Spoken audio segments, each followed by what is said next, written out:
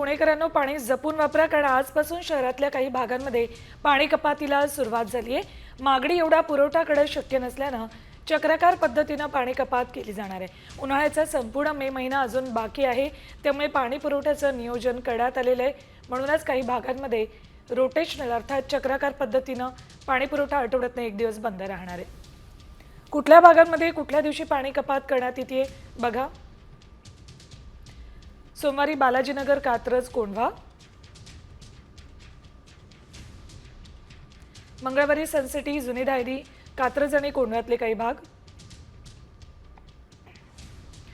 बुधवारी वडगाव, हिंगणे, कात्रज आणि कोंढव्यामधले आणखी काही भाग. गुरुवारी धनकवडी आणि कात्रज, कोंढव्यातल्याच इतर काही भागांमध्ये पुरवठा बंद असेल. शुक्रवारी आंबेगाव, पठार, कात्रज आणि कोंढवा या भागात पाणी पुरवठा बंद राहणार आहे. शनिवारी कात्रज, कोंढवा या भागातले काही नगरांमध्ये पाणी पुरवठा बंद असेल. तर रविवारी कात्रज आणि कोंढव्यातल्याच काही भागांमध्ये पाणी पुरवठा बंद राहणार आहे. आठवड्यातून एक दिवस पाणी पुरवठा बंद ठेवण्याचा निर्णय प्रशासनाने घेतलाय.